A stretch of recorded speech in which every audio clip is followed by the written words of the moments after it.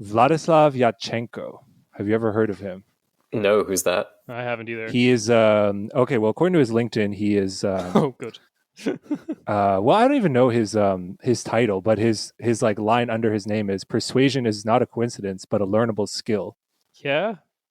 Who disputes that? He's well known for his book called Dunkle Rhetorik. Actually, don't know how to say rhetoric in German.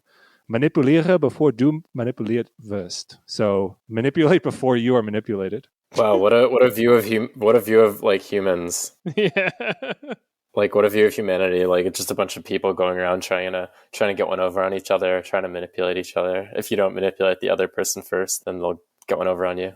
It was referred to in the perjury probe or charge, or I'm not sure what to call it, against Sebastian Kurz, that he was using this dark rhetoric. It's like a self-help, like marketing business type thing. Like, is that the kind of... He graduated from LMU in Munich and Columbia. So, good educational pedigree. He was a wissenschaftlicher Mitarbeiter at the United Nations. And now he's the founder and leader of the Argumentorik Akademie in Munich. So he seems like he's doing well for himself. I mean, he's getting cited by in important legal investigations. So he's got something going for himself. That it almost sounds like these guys from like the early 2010s who would write these guides on how to like pick up women.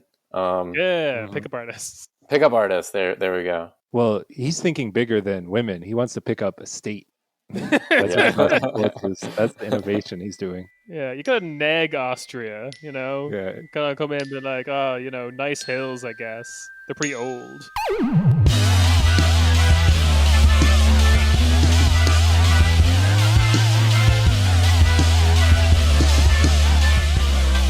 Hey, welcome to your weekly Corner Späti. I'm here, Ciarán, with Rob. It's the Polish coalition. Yep. That's all right. I'm keeping that up. I'll name the other pairings soon. We are joined by a special guest, two-time guest, recurring guest, Adam Baltner. How's things, Adam? Down south. Hey guys. Yeah, things are good. At least for me personally, things are good.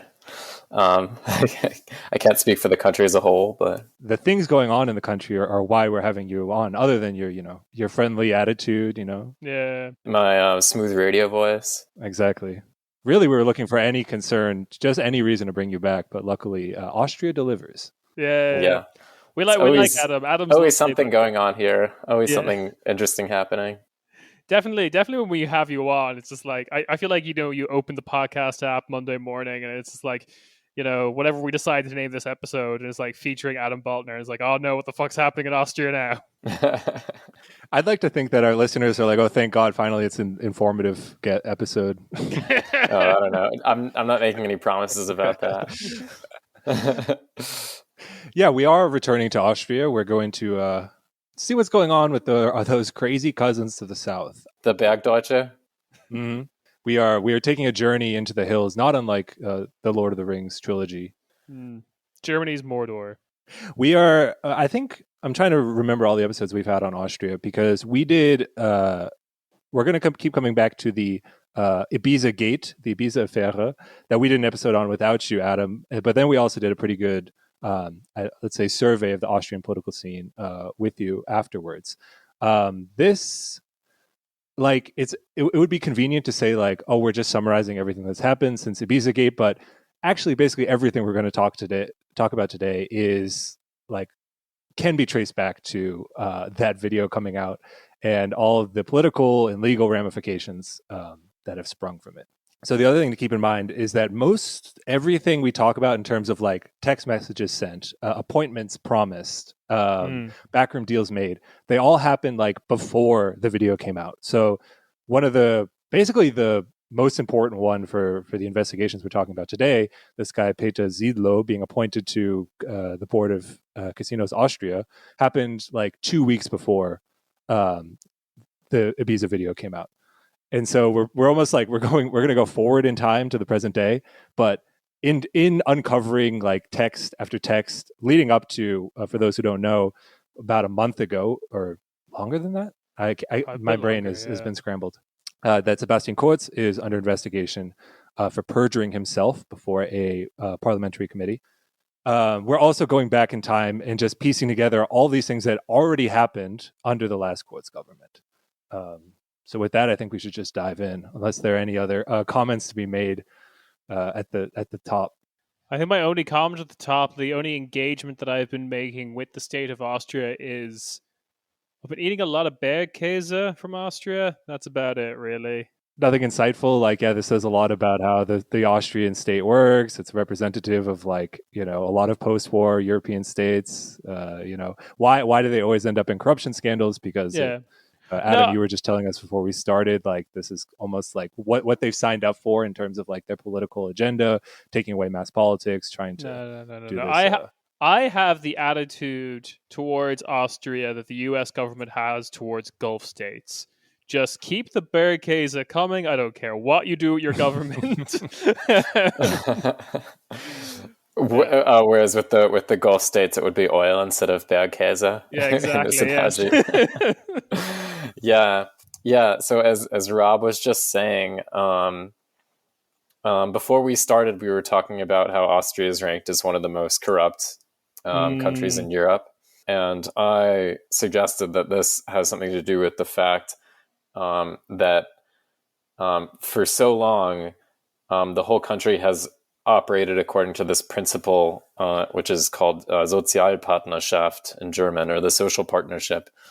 Essentially, what the social partnership represents is a system in which representatives from organized labor meet with representatives from business and sort of get together in back rooms and work things out. The whole, all of the government institutions are sort of structured around this principle in Austria. And this is something that sort of makes politics, or leads to politics, becoming something that happens in back rooms. And I think that there's definitely a connection with this and corruption. Of course, when you hear about the social partnership today, it's mostly in the context of the Sebastian Kurz conservative government trying to destroy one part of the social partnership, namely the trade unions, and sort of dismantle the state institutions which represent the interest of organized labor. Sometimes you'll hear people on the left, you'll hear left liberals talk about how we need to defend the social partnership. And I mean, in the current climate, I would definitely agree with that. But at the same time, this practice of doing politics through and mediating social conflict through these sort of backroom dealings between insiders is a breeding ground for corruption, I think. Well, let's take a look at some of that. And in addition to just being a breeding ground for corruption, I think from a left, or from a socialist perspective, it's also something that deserves to be criticized as well, because it's against mass politics. It's at the end of the day, I think it's quite anti-democratic, and it produces sort of an anti-democratic ethos. Yeah.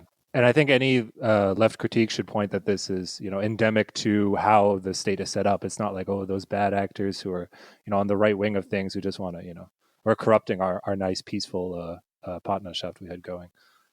Yeah. Good. Yeah. I mean, there's some truth to that, but they're only able to do this because of these institutions that have built up and calcified over the years. Fair. But you also it's also very striking that you have these words, these very nice sounding words for what I think in other countries would just be called corruptions, like just like social partnership that you described there would just be kind of like, in Ireland you would have just called that jobs for the boys kind of thing. It just kind of seems like that. Yeah. Kind of like, we all went to the same secondary school. Let's just go in a back room and talk about it. Yeah, I mean, I think the more common English term for it would be like class compromise. Like sometimes you hear about like a class compromise. I mean, usually from like a left wing perspective, like left wingers tend to be critical of class compromise, but it's basically supposed to represent a class compromise. And the political culture here is very, I mean, I don't know. I don't want to generalize too much, but there are all these stereotypes about Austrians, kind of sort of, not liking conflict, or almost, I don't know if quietist is the right word, but the Sozialpartnerschaft, or the social partnership, is just kind of this class compromise. I think reflects that. This sort of fetishization of compromise for compromise's sake, even when that compromise is actually, one-sided or flawed, or the business is still benefiting more from the compromise than organized labor. Yeah. So I think we have to start with the Ibiza video. People probably are pretty well acquainted with it now. I think that the main focus was this potential quid pro quo that this purported Russian heiress would buy the Krone Zeitung, right, and give positive coverage in exchange for whatever. But there's also one line that Strache said in there where he said, Novomatic pays everyone, something to that effect. Which Novomatic is a giant gambling company. Am I missing anything there? No, Novomatic is the biggest gambling company in Austria. I believe it's like a conglomerate that owns a bunch of different that has like gambling subsidiaries, I think. But it's a massive company, and it certainly represents Novomatic is a political insider. It was also founded by a man named Johann Graf. I don't know if you've ever come across him, Ciarán, in your studies. At one point, he was the richest man in Austria, although we already did the Megarica on Austria, and it was the Red Bull guy. No, we haven't done the Megarica in Austria, just everyone just already knows it's the Red Bull guy. Wait, we didn't do it? No, we haven't done it yet. Everyone just knows who he is. Johann Graf, what a looker, gotta say, straight off the bat. Just the kind of guy who's very aware that he possibly doesn't have like a well-defined chin anymore, so he's started to grow. This is like, it's dark business George Lucas. It's like, it's business George Lucas. Very upsetting. There's a lot of pictures of him with a globe. Don't like that. That's like Bond villain shit. Anyway. According to Forbes, he began importing American pinball machines to Austria via Belgium, and Novomatic. Oh man, how long ago was this? This must have been a long time ago. That's from that famous movie, The Belgian Connection. Sneaking those pinball machines. Oh, but this sounds like, I love how. Okay, one thing I have to say, I think my central thesis about Austria is the most Eastern European, Western European country. I was just about to get to that. Take it away. Yeah, because like we talked about the corruption levels a little bit. I think it was off mic. We'll get to that. But just like every rich guy in every European country is all like, in every Eastern European country is in the 80s, they smuggled in like fax machines or shoes or just like a really good cheese. Like it all starts at that, and now they just own like all the oil refineries or just have a handshake business, and that's worth like $2 billion a month or something. So he founds Novomatic in 1980, and he quickly expanded into Switzerland and the East Bloc after the fall of the Iron Curtain. Yeah, there you go. Like most Megaricas, it was after the fall. It was after the fall of socialism in the East that there was lots of money to be made. 1989. That's when we made it big. That's when we became real paisa. Yeah, 1989 is the first scene in this Scorsese movie that we're laying out, and we're about to get to the last hour or so. Layla's about to start playing. So this line is mentioned in the Ibiza video. Remember, the video is from 2017, even though it didn't come out until May 2019. In those, in the 2 years in between, this guy Peter Ziedlow, who is a member of the FPÖ, the far-right party in Austria, and then the junior partner in the coalition, is appointed to the Aufsichtsrat, I believe, the board of directors for the Casinos Austria. Now, I'm a little confused with all of the overlapping companies and everything going on here. But Casinos Austria, as I understand, is a public company or a semi-public company that is owned partly by the Austrian government and partly by Novomatic. And so there's some part of the text we're going to get into is discussions between Novomatic and the FPÖ to get Peter Ziedlow onto the Casinos Austria board in exchange for there was rumor of helping out Novomatic with a tax situation in Italy and other various like you said, they pay everybody, just getting business done, doing business deals. Yeah, so far so accurate. On June 1st, the WKStA, I'm trying to think of a good way to say that for a non-German. I would say the office of it's the Attorney General, basically. Okay, I was going to go Wanksta because that's what it almost looks like, Wanksta, but I'll say let's go with Attorney General. That's a little clearer. Or the Office of the Attorney General, because the Attorney General makes it sound like it's just one person. So that's when the Office of the Attorney General, again, Ibiza affair just happened. So they begin this casinos probe, which I guess is called the Casinos Affair. It seems like they have multiple names. That's basically going to spiral out and encompass everything we're talking about today. It's going to be hard to do this episode. I just realized it's going to be hard to do this episode without sounding like the Russiagate weirdos in the United States who are like drawing lines on a chalkboard with Trump and connecting him to all these people in Russia. But yeah. Instead of Ukrainian names, it's just very it's just like ski lift operators in Austria. That's right. Yeah, with an 8-syllable last name. I'm going to go ahead and jump ahead to end of 2019, early 2020, because I think I'm not missing anything in 2019. There's the government is dissolved and there's new elections and all that. So in December 2019, Peter Zidlo is actually forced out at Casinos Austria. I believe at some point in 2019, the Office of the Attorney General starts making their first investigations. And basically everyone is from the FPÖ, or, this far right side of Austrian politics. And the reason I bring that up is because I think we even joked about it back when the Ibiza Gate video came out, that it's like, Kurz is going to just solidify his power base. He's going to kick out the FPÖ and get into a coalition with, maybe a more pliable party like the Greens. And that all seemed to, be falling into place with leading FPÖ figures being under investigation, having their houses searched. Johann Graf's house was also searched. But in 2020, it's going to start to turn a little bit. And then also ÖVP figures are going to get implicated in this expanding investigation until it gets right up to Kurz himself. After the elections in early 2020, in addition to the ongoing investigation from the Office of the Attorney General, there's a parliamentary investigative council formed to investigate Ibiza Gate. So that's an U-Ausschuss, as they're saying in German. We had some discussion of what to call it. Think of all those Benghazi committees. They're doing one of those. Yeah, it's like what the Republicans did for Benghazi. So here's our first little bit of confusion, because now from the Office of the Attorney General, I believe they have multiple probes open, including the casinos and Ibiza and whatever that turns up. But the Austrian Parliament is focusing on the Ibiza affair. But in those testimonies and in their investigation, they're going to start stumbling across all those other probes that the Office of the Attorney General is also doing. So that committee starts hearing testimonies in mid-2020. Actually, the very first person that they interview is this guy, I forget his name, the head of that Falter weekly. What's his name? Oh, Florian Klenk. Yeah, who plays a pretty big role in all of this. I actually didn't even realize that. He was the first guy they interviewed?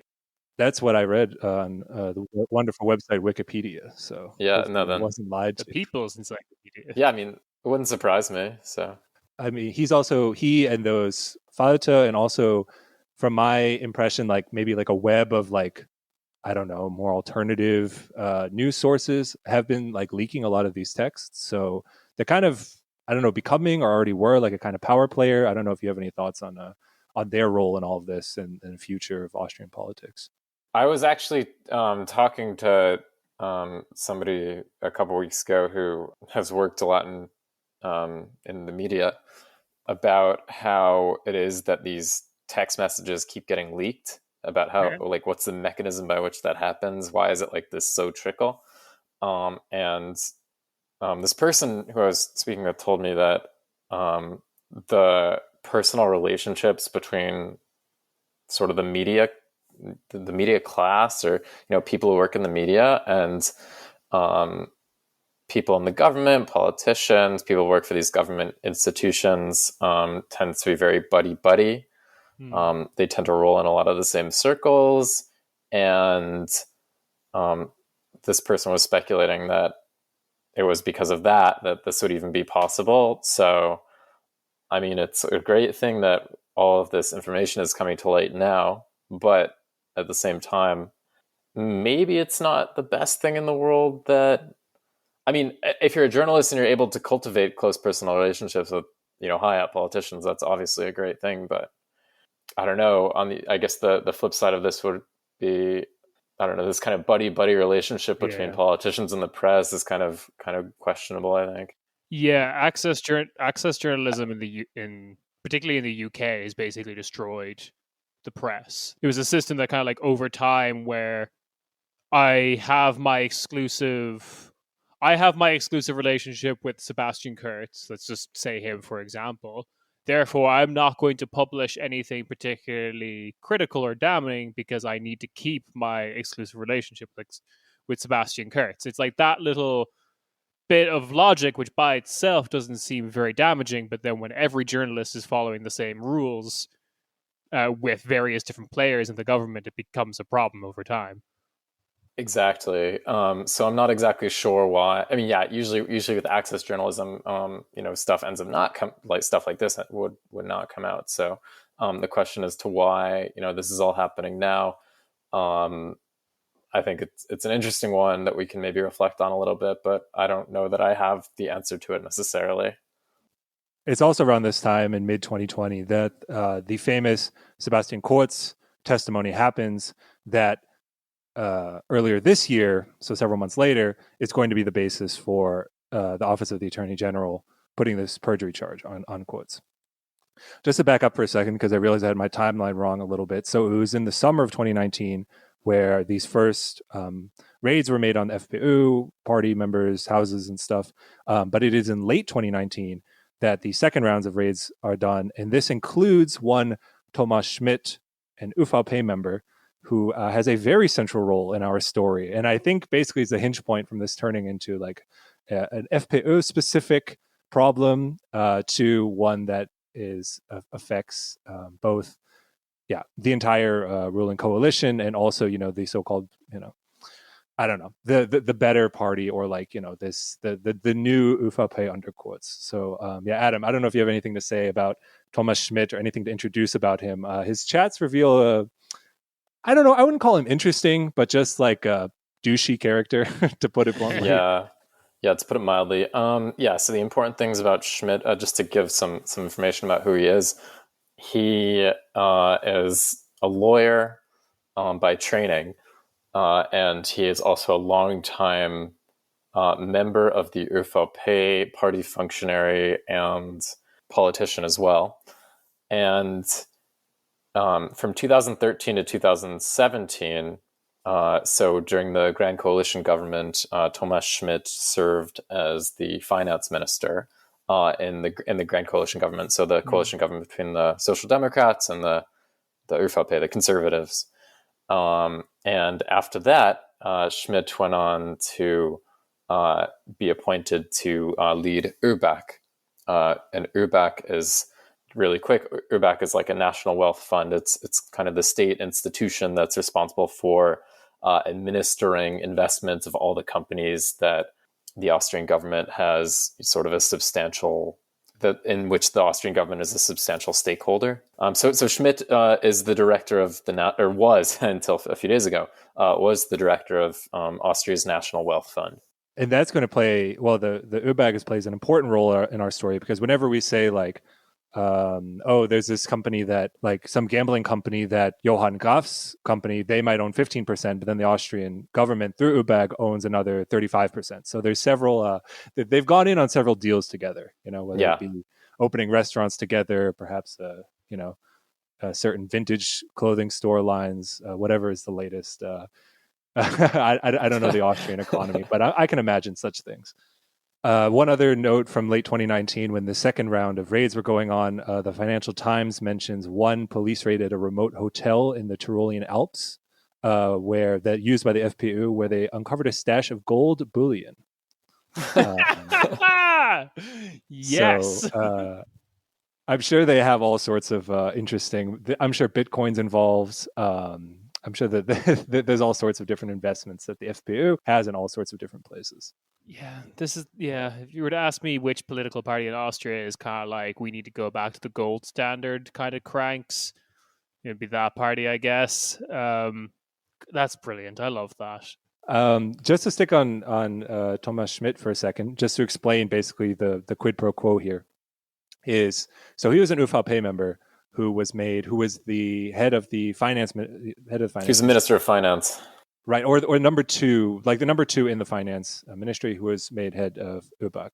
And what's increasingly come to light is how every step of this transition was coordinated and planned by Kurz and the government leading up to this transition. So I believe the exact text revealed that he basically wrote the job description, picked the board who would find, who would hire the eventual candidate, and then Schmidt himself, of course, became the head of ÖBAG. And there's some at least implied exchange going on here where Peter Zidlo, the FPÖ guy, is made the head of Casinos Austria with help from the ÖVP, and this ÖVP member, again, close quotes, ally, is made head of ÖBAG with help from the other side of the coalition. Again, all this happening before Ibiza Gate. So Schmidt is made head of ÖBAG in March 2019. Peter Zidlo appointed head of Casino Austria at the beginning of May, and it's mid-May when the Ibiza video breaks. The other piece that we didn't mention yet, I don't think, is this guy Blümel. Do you want to introduce him, Adam? Gernot Blümel is he was the head of the Vienna ÖVP, the Vienna wing of the Conservative Party, or the Vienna section of the Conservative Party, and he was also the finance minister. I misspoke earlier. Schmidt was the Kabinettschef of the finance ministry, and Blümel was the finance minister, somebody who worked very closely with Schmidt. Blümel is fairly young, as is Kurz. I think he's about 40 years old. He's kind of like, I don't know, similar to Kurz in terms of, the fact that he's kind of young and he's supposed to, be this fresh face for the conservatives. Wunderkind, the common say exactly, sort of conservatism. Yeah, that's exactly, yeah. Correct. Yeah. So in 2017, Blümel sent a text to the head of Novomatic. Again, this Johann Kaff is the founder, but their current CEO is this guy, Harald Neumann. Neumann told Blümel that he needs to have a meeting with Kurz to discuss, one, a donation, and for another, a problem we have in Italy. Blümel also told Schmidt, I think, with some... I'm not sure when exactly. So Schmidt, again, with Kurz, we haven't even talked about the exact texts that were sent back and forth that have been leaked. But Schmidt, I think, was worried about something with, he thought Kurz was mad at him or something like that. And Blümel sends Schmidt a text in 2018, "Don't worry your family," with 3 kissy faces, implying that there will be no problems and not to worry. Yeah, that was just one text exchange of many that suggest very strongly that the two of them, Kurz and Schmidt, had basically worked out amongst themselves that Schmidt was going to get the job as the director of ÖBAG, which he ended up getting. This is exactly what's in dispute with the perjury case and all of this. So, I mean, we can talk later whether this might bring Kurz down or not. That's a whole legal question, but it seems pretty clear what's going on with this quid pro quo, just from, not legally speaking, just talking on a podcast. So Kurz has sent one text to Schmidt in the run up to his appointment. "You're going to get everything you want," 3 kissy faces. And Schmidt texted back, "I'm so happy, knows 3 parentheses. I love my chancellor." And then, if Politico EU is to be believed, 3 big smiley faces, 2 thumbs up emojis, and 2 flex bicep emojis. God, fucking damn it! I love it. Sorry. Oh. Yeah, and I love my chancellor is what he wrote. That's I can see that having legs. That's a nice phrase just to say. Yeah. I mean, it summarizes a lot of it. Like politically, they just want everyone to love their chancellor. He'll take care of you. I was talking to the guys on the Hula Hula Hula podcast, and they were like, yeah, the only way that Kurz could spin this is if he said that he and Schmidt were like having an affair or something, and I think that's exactly right. I mean, yeah. Kurz is very rhetorically skilled, and he kind of manages to, for somebody who dropped out of law school after 1 year to decide to run the Junge ÖVP or whatever he ended up doing, like, it seems that he really knows like what he can and can't say in order to keep himself out of like legal hot water. But he's just backed into such a corner now. Like, I really don't see how this is going to end well for him. But he hasn't resigned yet. I mean, I'm sure we'll come to that later. But Well, he's like Mark Zuckerberg or Bill Gates, who drop out of Harvard because they don't need to. They're smarter than the school. So Kurz clearly was that too. He was a wunderkind who was going to found Facebook with a 33% partnership along with Novomatic. We've seen a lot of Kurt's videos on the stream now. But like he did like these lakeside barbecues with members of the other members of the youth wing party, just hanging out and be like, burgers are great. He has the classic black make horny party video, which I still insist that's the correct translation of Schwarz macht geil.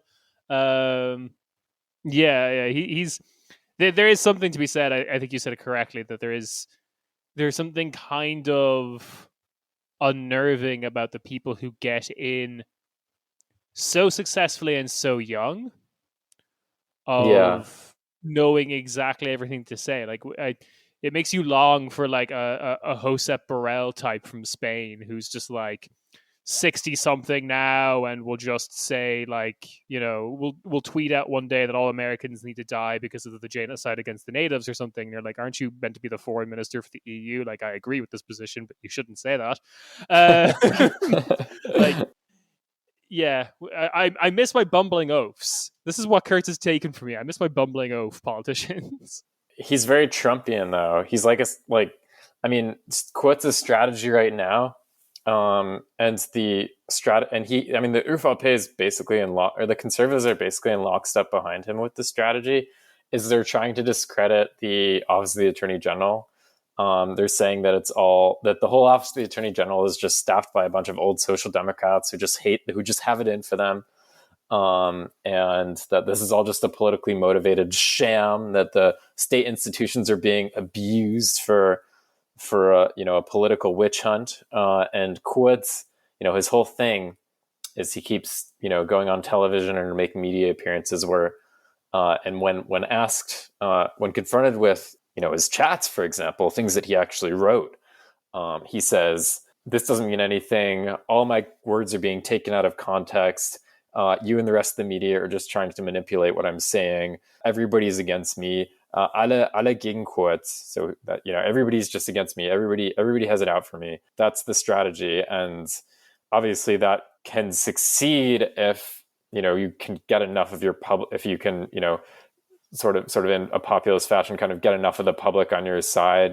gin up public sentiment enough so that people actually believe that you're being treated unfairly, and people with resentments for whatever reason can kind of channel their resentments into their own resentments being reflected in the way you're being treated. Whether or not Kurz is going to be successful with this, I mean, I really don't know, but it definitely seems like that's the strategy they're going for.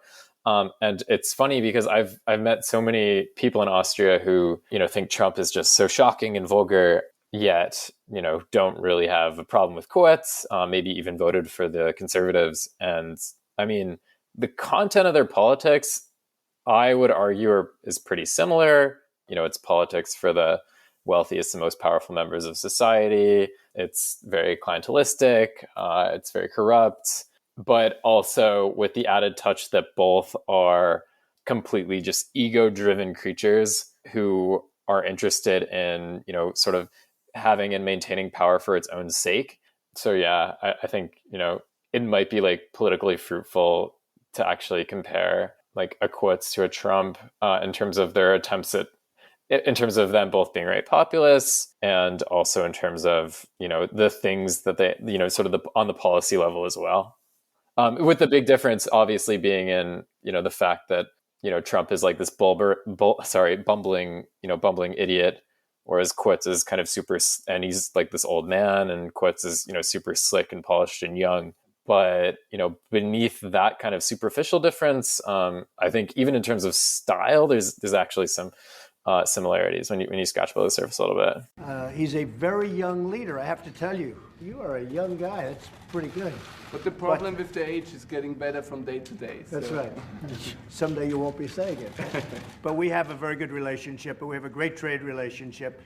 The Kurtz being ego-driven, I think, is something that in international media is quite well hidden. But I think if you look at Kurtz for 5 seconds and then try to imagine him being like a Mitch McConnell figure of just like, because Mitch McConnell is not like a limelight guy. He's power and winning, and he will use a myriad of figures to get that. Whereas Kurz needs to be the face.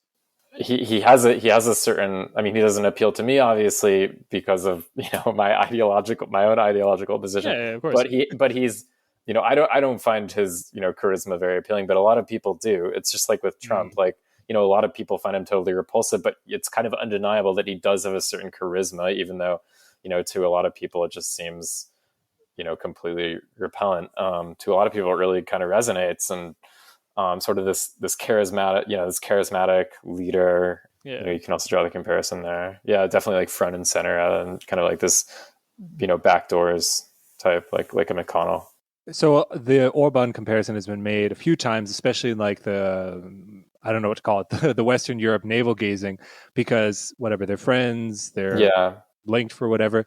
But the fundamental question is, I mean, I think it can, when it comes to this kind of like commentary, it can just, I mean, people just like throw their hands up like it's a train wreck, like, oh, will it happen? Will it not? Like the authoritarian turn or whatever it might be.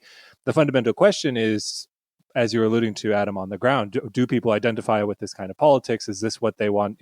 Is this what will win out versus whatever other kinds of organizing, or just like a ingrained like resistance to that kind of power, or maybe a disgust at corruption? And it's hard to tell. Like it's really hard to tell like what the exact balance of forces is there. It's hard for me to tell even, and I live here. If you look at the most recent polling, Kurz has fallen a lot in the polls. I believe his approval rating is underwater for the first time, and maybe for the first time ever. And it's only fairly recently that that's been the case. But he's still, like in the Sunday polls on who would you like to be the next chancellor? Or if there were an election today, who would you want to be the chancellor? He's still, topping those polls. I mean, it's pretty close, but he's still, it's a downward trend. So we'll see in a few weeks, whether that still holds. There is a lot of people in the far right party, the FPÖ constituency, who broke off from the FPÖ in 2019 after their scandal and voted for the ÖVP. Because the ÖVP basically had tacked so far to the right, and the FPÖ was kind of looking. I mean, they had completely disgraced themselves, and the party just didn't really look like it had it together. It didn't look like a competent political vehicle. So I think a lot of people just decided to pick the winner, pick the competent right-wing populists over the incompetent right-wing populists, and vote for the ÖVP. Corona has kind of scrambled the political deck, I think. The FPÖ has, really gone in hard on Corona's skepticism, co-organizing even protests against the anti-Corona, against lockdown measures, against anti-Corona measures. And that seems to have had a lot of resonance, with a certain group of people. And the FPÖ is doing a lot better in the polls than it performed in the last election. It'll be interesting to see.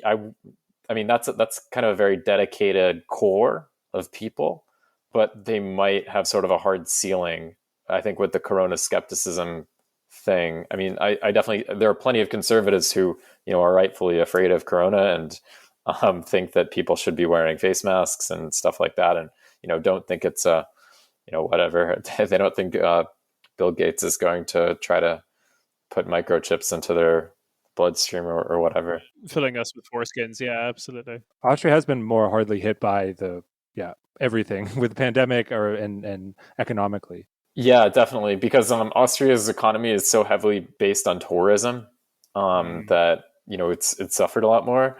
I would argue because of government mismanagement, not only from the Conservatives, but also from their coalition partner, the Greens, who actually had the Ministry of Health. Just got very aggressively reminded of the last time we talked about Austria, which was the whole Ischgl thing. The beginning of coronavirus. Yeah, Jesus. Sorry. You forget that Austria is like a tourism, or like parts of Austria is a tourism economy. But ski season. Yeah. More than More than 10,000 people have died. I'm not familiar with the latest numbers. Over 10,000 people in Austria have died. That's a lot for a country with only 8 million people in total. So, yeah, and I would argue because of state mismanagement and mismanagement on the part of the Greens and the Conservatives. Coronavirus, and particularly coronavirus denial or skepticism, was like a big kind of testing moment for a lot of the like establishment, far right wing parties, whatever you want to call them. Like I think we talked about it quite a bit, that like while there's a lot of corona denial or corona skepticism with Germany, the AfD did not very successfully latch on to that. And like a huge deal of their support, or like traditional support, like basically said, oh, you're cucked by big pharma or whatever. I'm very interested to see how this all shakes up. To correct me if I'm wrong, but you're basically saying that FPU somewhat successfully latched on to the coronavirus skepticism movement in Austria. That was the strategy. So the strategy, especially under there were basically two factions of the party throughout the past year. There was the faction around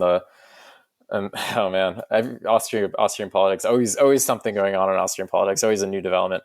So there was the faction under the person who was the leader of the party from Strache's resignation in 2019 until a week ago, a guy named Norbert Hofer. And Norbert Hofer was basically the faction that would wear masks in parliament. And the other faction was around a guy named Herbert Kickl, who's kind of on the right-wing extreme of the extreme right-wing party. Yeah.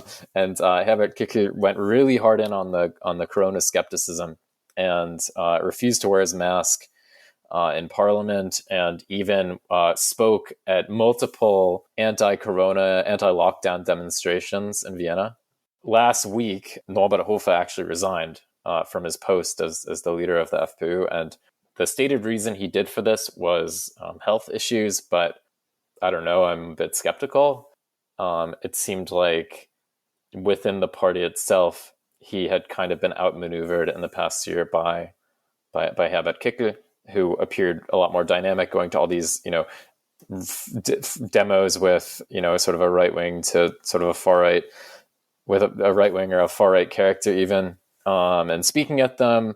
And so that was the Kickl strategy. And I think it worked in sort of shoring up a really dedicated right-wing base, that's a base that's, very into conspiracy theories, that's very skeptical of the idea of the state, kind of this right-wing paranoiac core, which, maybe also includes a lot of people who voted for the ÖVP in 2019. But the question is, whether there's like a hard ceiling there.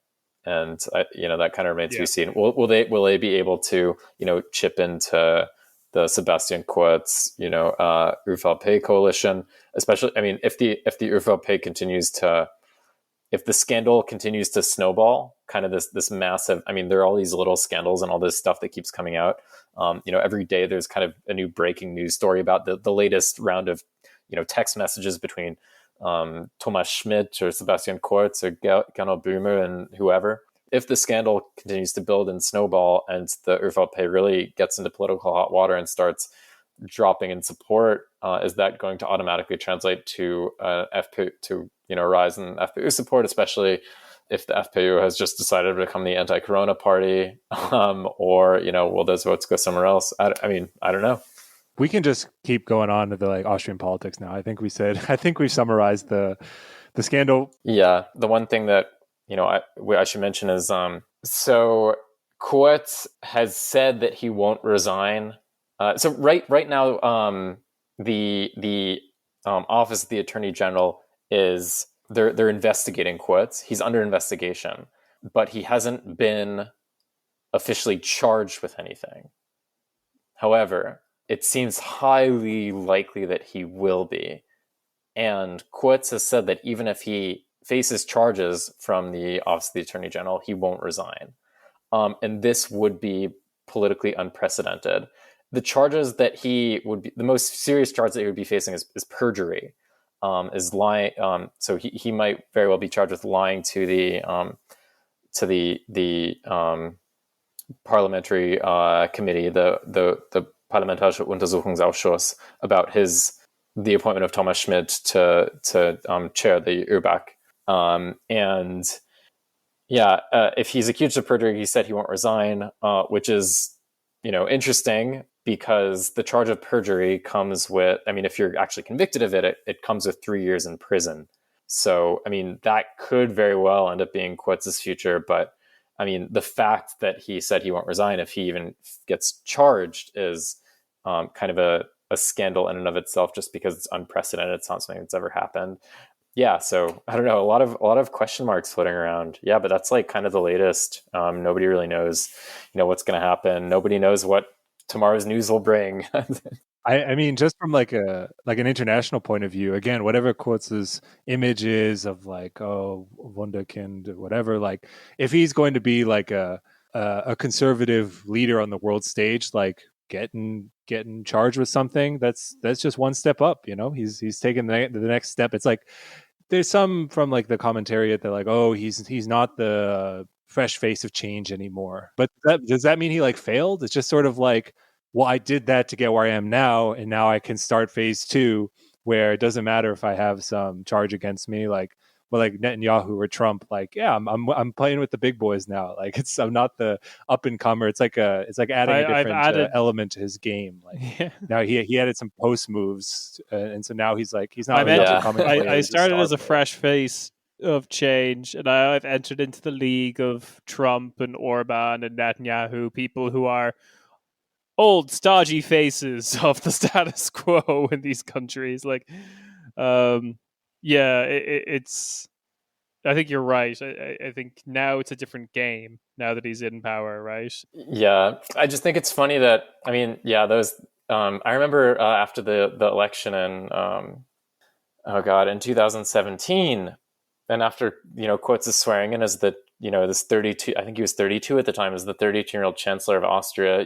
His pictures on the cover of all these magazines, comparing him to Mozart. They were like, what Mozart was for music, Kurz is for politics. He's just like this. He's a you use the word yourself, the Wunderkind. He's just like so young, and he's so good at politics. And just like this complete fetishization of the fact that he's young, and that he's like good at like that he like appears that he looks like a politician, basically. Very little reflection on the fact that he entered into a coalition with this right-wing extremist party, this party that's basically like a direct descendant of the Austrian NSDAP, like the Austrian Nazi Party, that was founded by former SS officers. Now there's all this kind of shock and consternation coming from the media about, this Wunderkind, like his image has really been tarnished. It's like, where the fuck have you people been? Like, were you asleep? Like, it's just ridiculous. And also, I think, there's all this like all these raised eyebrows and all this like feigned surprise over, just how corrupt Kurz really is. But what is like conservatism? What is like this ultra sort of, Wirtschaftsliberal libertarian politics, except entrenching and expanding the power of business, of people with money over workers, people without so much money? To go back to the FPÖ, what is like a hardline anti-Kurz, like politically, what is the hope for that? Because do they have a path to power or like governing that's not through the ÖVP and Kurz? Is it like a diminished ÖVP without Kurz as their leader? You know what I mean? Like, I just don't see it doesn't seem like there's a clear tactic, which maybe, or electoral tactic, which maybe that's part of the point. I would say, do they have a power to governing? Certainly not in the immediate future. Without the ÖVP. Is it conceivable that there could be like a social democratic coalition government with the FPÖ? Ooh. I guess it's conceivable, but I think right now, especially given with Kickl, the thing is with Kickl leading the party, like there's no chance that they'll be able to enter into a coalition with anybody. Unless the ÖVP, radicalizes to the right and they decide they want to go that route. I don't really see it happening. But it seems like their tactic or their strategy now is to focus on being an opposition party. So they're kind of playing the long game right now, right? They've contented themselves with playing the role of the opposition party to continue to shore up their base, build out their like cadre, I guess, and then they want to see what happens moving forward. What about the other, I was going to say opposition parties, but the Greens, the SPÖ and the and NEOS, like they seem to be kind of leading part of the anti-corruption probe. It seems like NEOS in particular keeps coming up. I don't know if that's just what journalists have been reporting, or if there's some truth to that. Like if they're taking maybe part of the credit for taking down the government. Like, I guess that's my question. Where is the like center of anti-corruption politics, and like who's getting credit maybe for all of this? Yeah, I mean the NEOS are definitely trying to position themselves as a force for anti-corruption, but keep in mind, like I just said, I mean the NEOS, they are the Austrian version of the FDP, Lib Dems, of the FDP, of the FDP, of the Lib Dems. I mean, they're the Wirtschaftsliberale party, or the libertarian party, as we would say in the English-speaking world, and their politics are premised on tax cuts, on allowing businesses more quote unquote freedom to do what they want, and consequently restricting freedom of workers. Currently, they're positioning themselves as anti-corruption crusaders, and it's true that they and the Social Democrats are the ones who are leading the charge against, at least in Parliament, especially against the ÖVP. They're vocally criticizing the ÖVP's attempts to attack the Office of the Attorney General. The Greens, I would say, are not being very helpful. Which is to be expected, because the only thing the Greens care about right now is basically their Koalitionsvertrag. So the Greens are the coalition partners of the Conservatives, and the Greens actually voted against extending the U-Ausschuss. So the U-Ausschuss is going to run out in a few months, it could have been extended, but the Greens voted against extending the parliamentary investigation into the scandal. I mean, obviously the Greens do that because they, don't want to stir things up too much with the ÖVP. Probably because they're afraid of breaking the coalition and there being new elections, which absolutely could happen. But that's not to defend the Greens. I don't want to sound like that. No, for sure. But it makes sense. They've been falling in the polls since the beginning of the year. Yeah, I mean that's because they're in government. Yeah, I mean I think it'd be easier to defend the Greens if they actually. So I mean the Greens' whole election campaign in 2019 was based on the idea of saubere Politik, sort of clean politics. We're going to kick out the dirty, corrupt FPÖ. We're going to bring in a new way of doing politics. They ended up doing pretty well, getting 15% of the vote. The ÖVP Conservatives bring them in.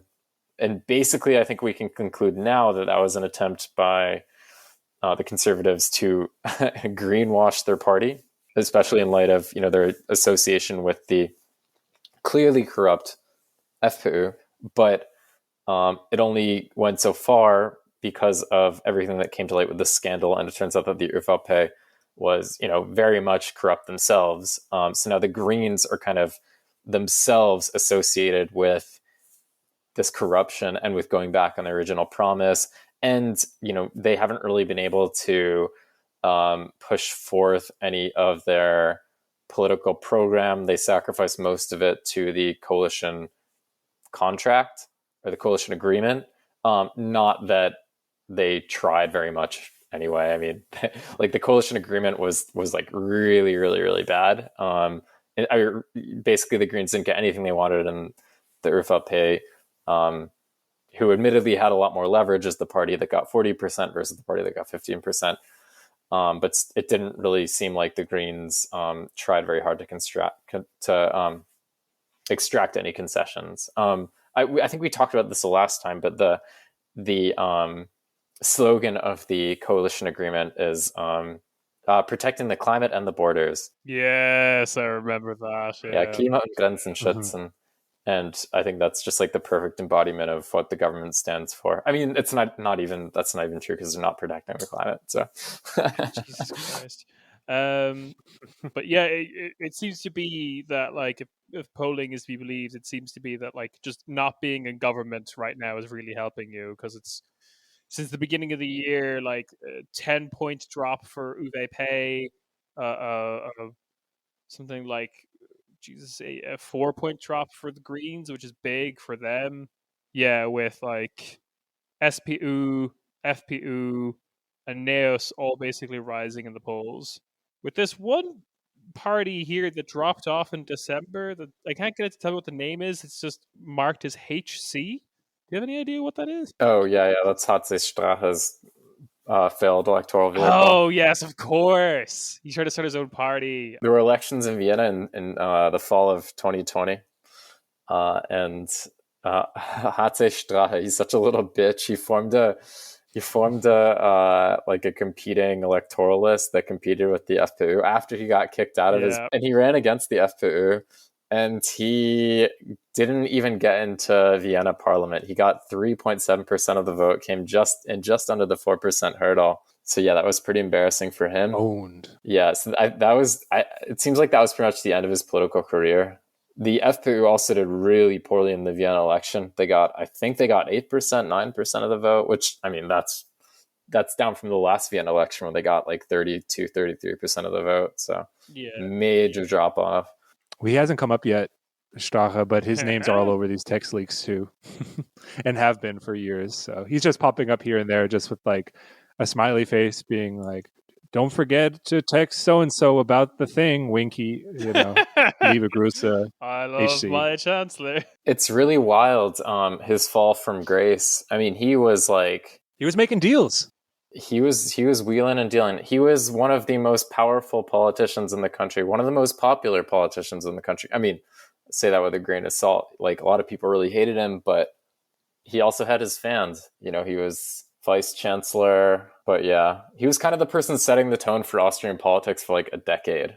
From basically from 2008 when he became leader of the FPÖ until 2017, when the scandal hit. And he was, you know, a genuine popular figure amongst the FPÖ base, in a way that, you know, Norbert Hofer wasn't. We'll see if Kickl captures the magic again, the HC Strache magic. To kind of remind people, though, he was the like sacrificial lamb, basically, of the Ibiza gate, the Ibiza affair. That's right. Yeah. And they I guess they thought that would help them like shake off this baggage by getting rid of this one central figure, and by looks of things that hasn't panned out.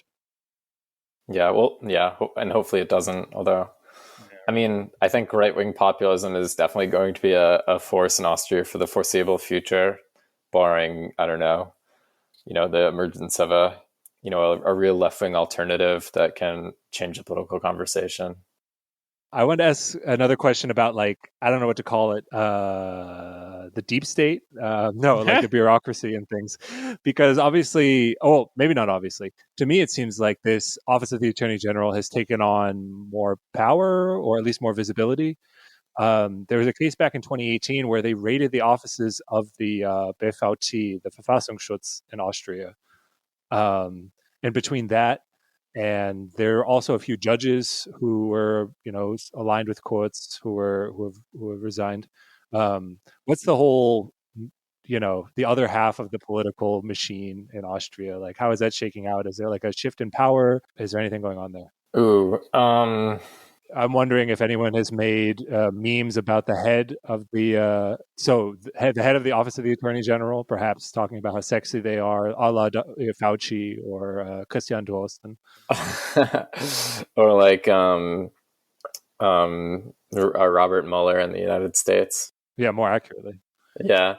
No, I mean the VKSTA, the Attorney General Office, is still very much in the background, I feel like. Yeah, you bring up the raid of back in 2017, or rather, I believe early 2018. Actually, this was during the coalition government between the Conservatives and the FPÖ, the far right, at a time when Herbert Kickl was the Ministry of the Interior. The office of the Attorney General raided the FBI offices. To my knowledge, it's still sort of unclear as to why this happened. It was reported on and everything, but there's still a lot that hasn't really been cleared up. What the motivations were, to what degree, what exactly Herbert Kickl's involvement in ordering this was, to what degree he was actually involved, so on and so forth. A lot of people on the left were, extremely afraid that. Because, one thing that the FBI office does, it investigates political extremists, on both the left and the right. And some people on the left thought, this was sort of the ÖVP, or the FPÖ FPÖ-led Ministry of the Interior's attempt to, kind of get information on left-wing activists. To my knowledge, none of those claims have been substantiated at all, though. So, yeah, it's all just sort of speculation. Nobody really knows why. The Attorney General, they operate in the background. They're not sort of in the political front and center, except right now, Sebastian Kurz and the rest of the Conservatives are attacking the office of the Attorney General constantly. So it's in the news, and Kurz and his party are claiming that the Attorney General's office is just, staffed with a bunch of social democrats who, are basically misusing the office for their own political benefit. That those claims are just as unsubstantiated as any other claims.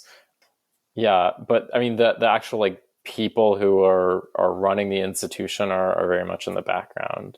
And yeah, I think, not really that much is. It's like the individual people involved aren't really talked about in the media that much. What about this? Kurz has mentioned that he wants to get rid of the WKStA and create a new office. Oh yeah. So it seems like sort of an attempt to intimidate, or at least sort of the SPÖ and the NEOs are saying this is just like an attempt by Kurz to intimidate the investigators and to hamper the process. And I'm sure that seems right to me. I don't know if anything will come of it. It seems more like a political ploy, although it does kind of, even the threat kind of goes hand in hand with the idea that Kurz is somebody who's dismantling the democratic institutions of the country, which is we talked about the comparison between Kurz and Viktor Orban that comes up a lot. Yeah, that would kind of go hand in hand with that comparison. If you were actually to do something like that and kind of create an alternative, dismantle the office of the prosecutor and create an alternative institution just so that he wouldn't end up in jail. We haven't gotten to that point yet, and I sort of doubt we will, but there's a lot that's just really up in the air at this point.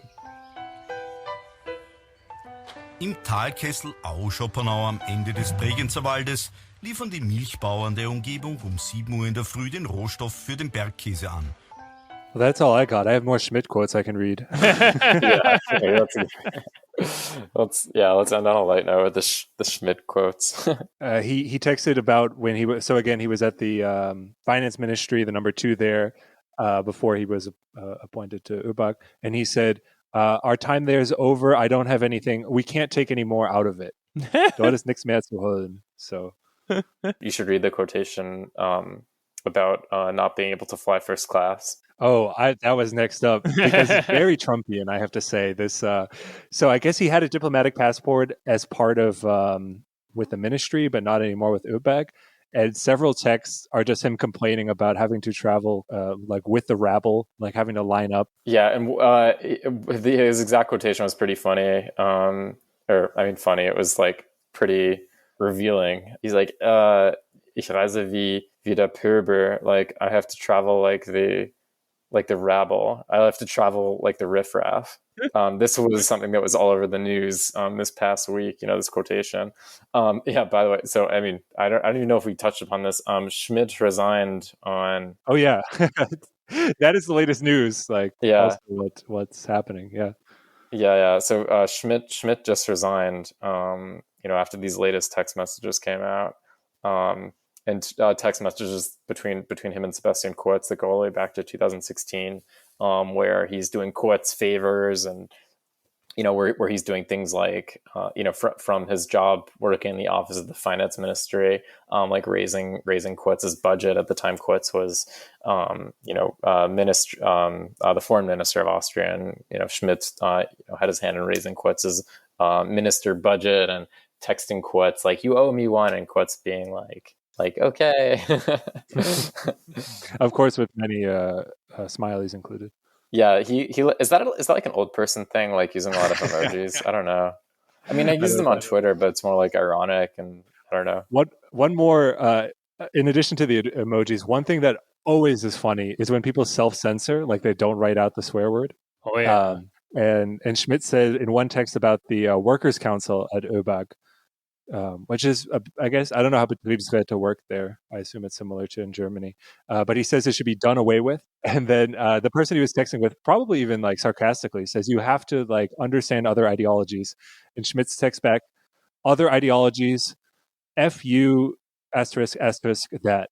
Yeah, this gets back to what I was saying. That's like like these guys are, I mean, like their political position is like fuck the working class. Like they are like ideologically self-aware members of the ruling class, and they want to do everything to expand their power at the expense of our power, at the expense of the power of the working class. And yeah, that's just like the clearest example of that, right? Like people are like, oh, he's just like a conservative. It's like, come on, this is like how they talk to each other, this is like how they think. It is very funny and silly, but this is what the exercising of class power from the ruling class looks like today. Yeah, excessive emojis. Yeah, like they think the people who don't fly first class are the perber, are the riffraff, and they think they hear about a works council and they say, yeah, fuck that.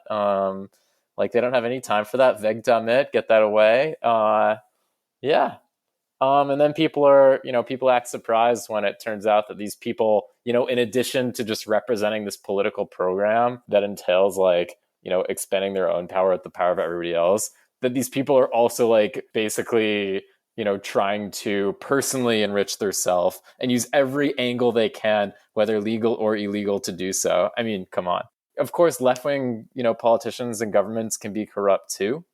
I mean, there's a lot to be said about kind of anti-corruption as sort of a politics, and how like anti-corruption can sort of function as, I guess, a wedge issue in certain national contexts to, especially where corruption is really rampant, to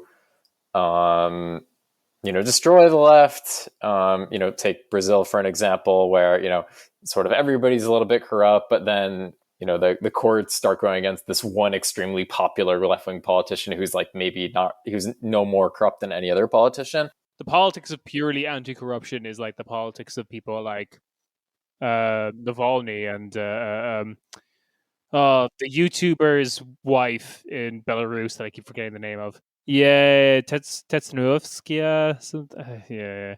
Svetlana is her first name.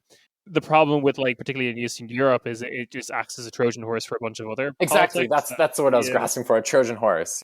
Because like it's everyone can kind of agree in Belarusian society and Russian society, or at least a decent section of the population, could be like, yeah, the getting fleeced out of like €50 every time I deal with like the traffic police is fucking shitty.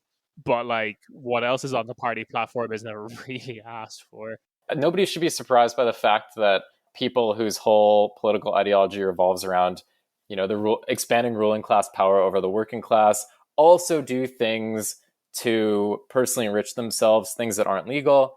This isn't to say that corruption, that no left-wing politicians or parties or individuals are ever corrupt, but I think that corruption poses like a real and genuine threat to left-wing movements. Like, yeah, this is what, like, I think it's completely contrary to like what I would imagine as a left-wing ethos, but that's obviously not to endorse like anti-corruption as sort of an end in itself, as a for its own sake. Like it's important insofar as like it can like destroy like the ethos of solidarity, I think. Yeah, absolutely. Is there any positive notes you want to share from Austria and the left? Any positive notes to end on? Oh, I don't know. What's the? We should know. Oh man, I'm so bad with quotations. What's the Mao quote? Everything under heaven is in utter chaos. The situation is excellent. Yeah. Yeah. Yeah. I don't know if the situation is excellent, but I don't know. Yeah. We can leave it at that. Yeah, and that's what we have to leave it on. But thank you very much for coming on, Adam. Yeah, you're welcome. I guess the optimistic note to end on would be, think about how much worse this all could have been if none of this stuff ever came to light. Oh yeah, that's true. Like these guys are, like our ruling class is, just corrupt and, mean-spirited and just ruthless. But they also keep tripping over their own dicks with the Strache video and with the, all these text messages that were just found out so easily just by, agents from the state coming and confiscating these guys' phones. And now all this stuff gets leaked to the press. Like, you could have imagined a situation in which, none of these things ever came to light, and in which sort of a coalition between the ÖVP and the FPÖ was able to continue sort of expanding their right-wing hegemony. Now there is sort of a window in which alternatives might be able to come to light in a way that would have been a lot harder before. That would be the optimistic note that I would end on. But just because there might be a political opening doesn't mean like the left is automatically going to constitute itself. So there's still a lot of, hard work that needs to be done. A new political opening in Austria to be filled by the Austrian version of Jobbik. Are you guys excited for Schwarzglühen? Oh yeah. Yeah, what's the new polls now that like everyone fucking loves Laschet rather than Baerbock now? Yeah. So, yeah. That'll be fun. Join us for like what will be like an insane live stream in September where we're all dressed like Charlie from Always Sunny in Philadelphia and the Pepe Sylvia bit, just like pointing at maps. Oh. Is there anything you want to promote? Anything you wrote recently? No. Recently I haven't written anything. So I mean, just in German on Mosaic, or in English. Yeah, a couple things on Jacobin. Well, we got German listeners, people who can speak and understand German. I'm not one of them, but I presume some people out there can speak German, unless this is some sort of elaborate prank everyone's been playing on me. But yeah, like I said, thanks for coming on. Oh no, and we will catch everyone on Friday. Ciao, ciao. Peace. Thanks, Adam.